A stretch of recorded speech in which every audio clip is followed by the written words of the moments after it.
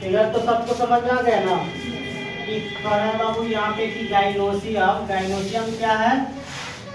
तो पुष्प का मादा जनन अंग है जिसके इकाई को क्या कहते हैं बाबू? स्त्री केसर यानी पिस्टाइल कहते हैं। और एक पिस्टाइल की कितनी रचना होती है बाबू? तीन रचना, स्टिग्मा, स्टाइल और क्या बाबू? ओवरी। यानी बताया जाता है कि स्त्री केसर में जो प्याले नुमा रचना होती है बाबू उसको हम लोग क्या कहते हैं? वर्तिकाग्र कहते हैं। लंबे पाइप जैसी जो रचना होती है उसको वर्तिका कहते हैं।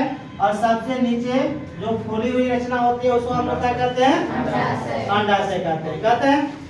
एक बार है कि जब अंडाशय को काटते हैं, जब अंडाशय को क्या करते हैं बाबू?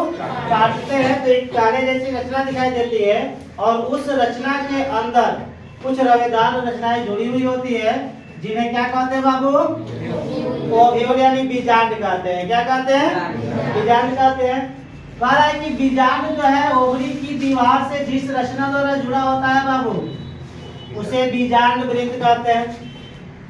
बीजांड ओवरी की दीवार से जिस रचना द्वारा जुड़ा होता है उसे बीजांड वृत्त कहते हैं यानी फॉलिकल कहते हैं। ठीक है। फिर कह रहा है कि बीजांड चारों ओर से जिन परतों द्वारा घिरा होता है बाबू उन्हें हम लोग इंटेगुमेंट यानी अध्यावरण कहते हैं। क्या कहते हैं? अध्यावरण।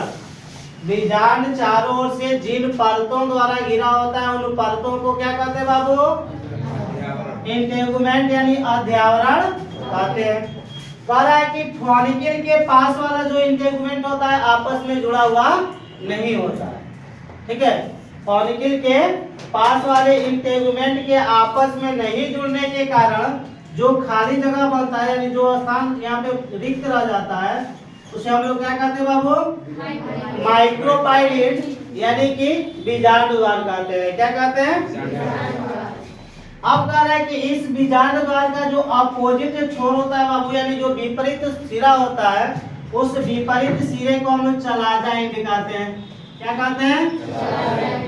Chalaza and.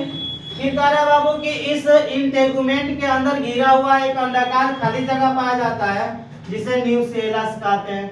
क्या कहते हैं? और इस न्यूसेलस के अंदर जो अंडाकार रचना पाई जाती है 7 कोशिकीय और 8 केंद्रकीय उस रचना को हम लोग क्या कहते हैं बाबू? एम्ब्रियोसैक कहते हैं। क्या कहते हैं?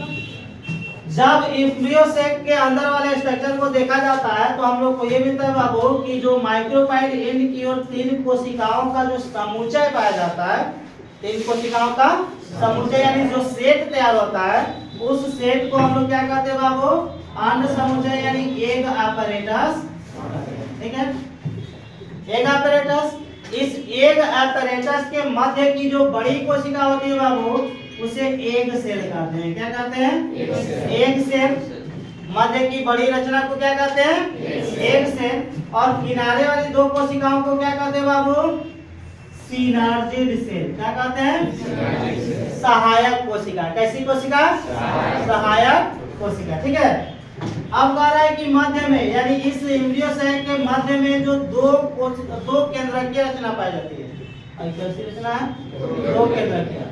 एक कोशिका है लेकिन केंद्रक की संख्या इसमें कितना है? 2। तो इसे सेकेंडरी न्यूक्लियाई कहेंगे। क्या कहेंगे बाबू?